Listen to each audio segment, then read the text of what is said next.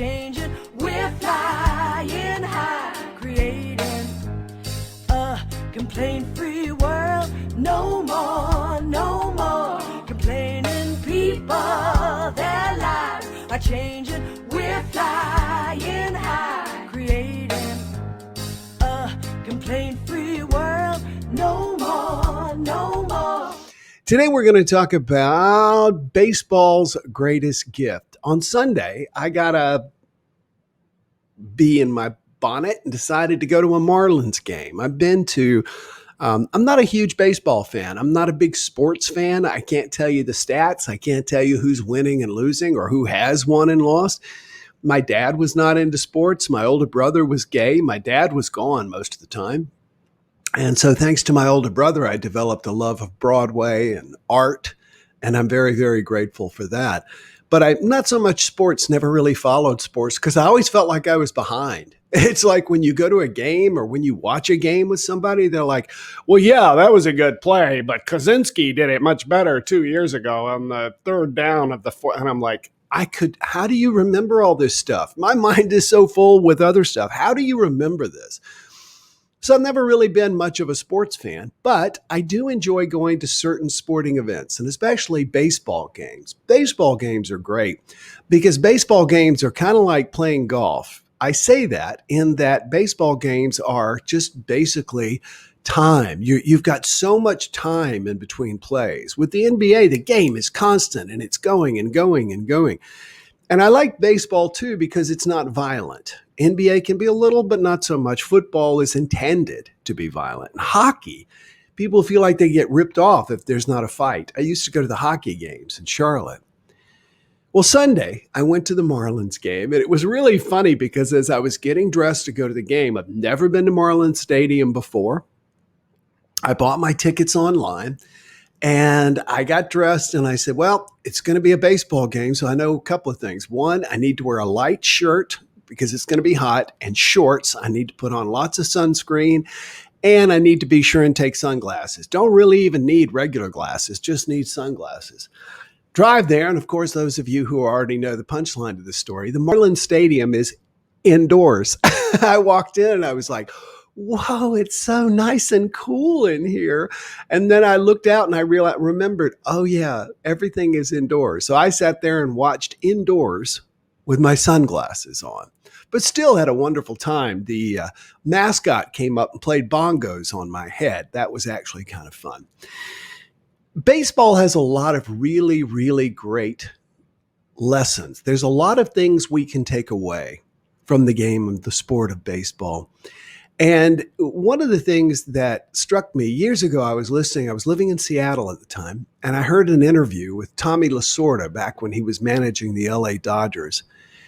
And his team had lost like a dozen games in a row or 20 games in a row. It was just loss after loss after loss after loss. And a sports commentator was interviewing Lasorda. And he said, so how does this make you feel? He says, I don't feel anything. He says, doesn't this upset you? Doesn't this worry you?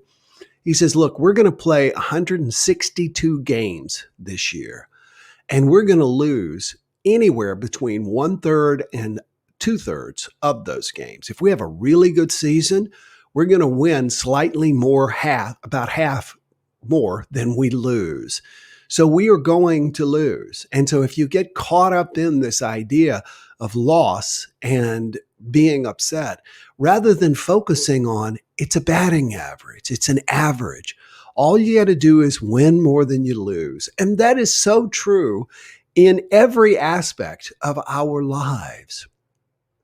I remember back when I was in sales, which was most of my life, and I was selling Yellow Page advertising. And I went to see the largest client that we had at the who bought advertising in our, at that time, GTE, it became Verizon. Yellow Pages. This give you an idea how long ago that was. And I went to see this client, biggest client in the Yellow Pages, and they took out all their advertising. They had multiple full page ads throughout the book. Now, the way the advertising game worked was I was responsible then for replacing this. You don't just go out and replace the biggest client there. And I remember I was so upset. I was in my 30s. I called my wife at the time and I said, can we meet for lunch? And we did. And I said, I don't know if I'll ever dig out of this hole. This hole is so deep. I just don't know if I'll ever come back from it. And she said, Will, you've been in sales the entire time I've known you. I've heard you say this before.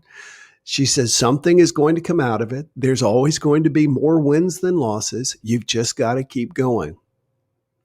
My ego, of course, went, it's a bunch of crap. I don't believe that. Well, I went out and went to see a brand new Chinese restaurant. And the owner was a young man who believed very strongly in the power of advertising, just pumping money into advertising, billboards, etc. And it was brand new. I didn't know this at the time.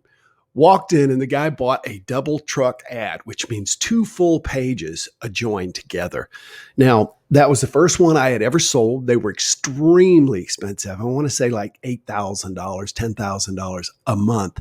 And yet this guy bought it. And what it did was it replaced everything I had lost. When we lose something, when we lose a person, when we lose a situation, when we lose a job, when we lose money, that loss gets magnified inside of us, and we tend to often feel sorry for ourselves. But then if we look back and we realize the amount of loss and the amount of problems that people we look at and go, wow, they are really successful, it makes us go, okay, so this is just a problem. This is just a loss. This is just something I have to deal with. Tommy Lasorda was the one who made the comment about the fact that, we're going to lose at least a third, if not half of our game. So why get upset? It doesn't matter if they're all together or they're spread out. And then, of course, there's the great Yogi Berra. I bought a book on Zen, and it actually quoted Yogi Berra a lot because he had a very Zen-like nature. And Yogi Berra is famous for having said, that place is so famous, nobody goes there anymore.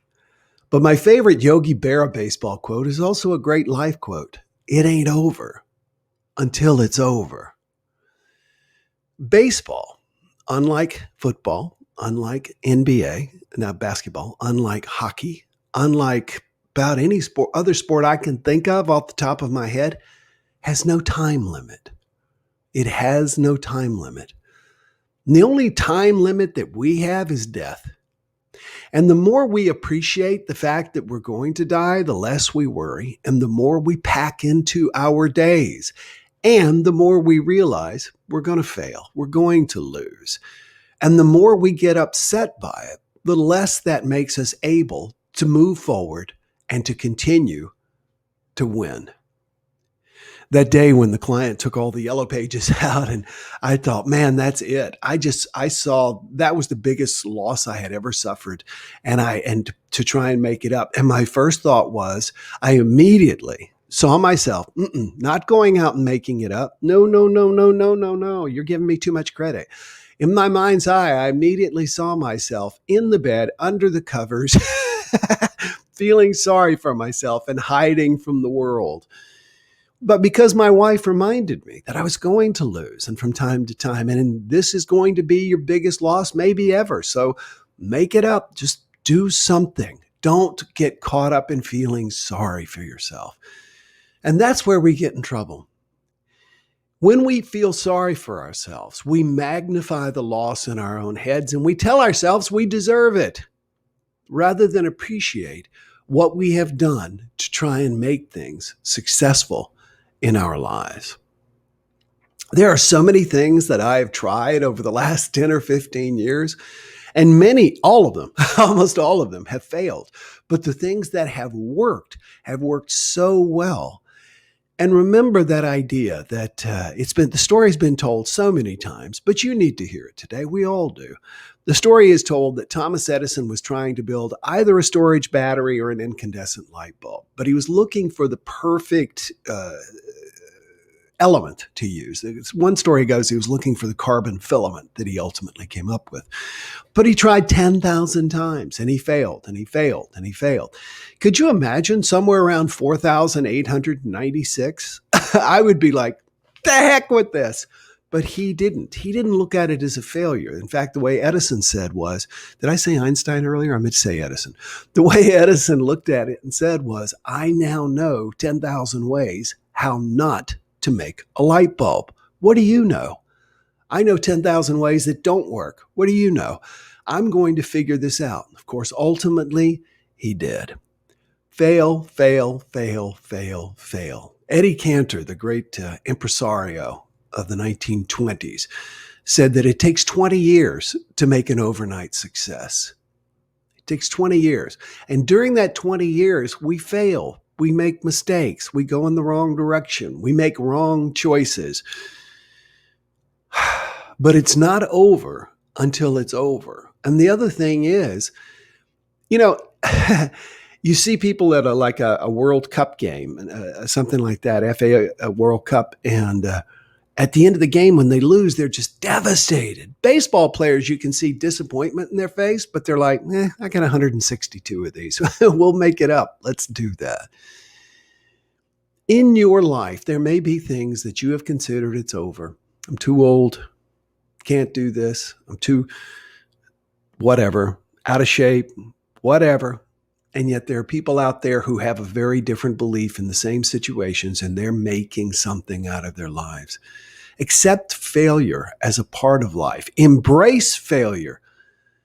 Be grateful for it because it teaches you, it moves you in the right direction. It's only when we get off course that we know really what the course is. Think about that. It's only when we get off course that we know what the course is. So today, I want you to think of, if you think of things where you failed in your life, and believe me, having been married and divorced 3 times, I've got a lot of those thoughts.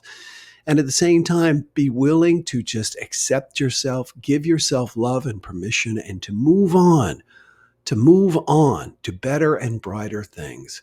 Because when you make yourself, just because you lose does not mean you're a loser. It's teaching you how to win, teaching you how to move towards winning. So today, enjoy today and begin to win. No more complaining people. Their lives are changing. We're flying high, creating a complaint-free world. No more complaining people. Their lives are changing. We're flying high, creating a complaint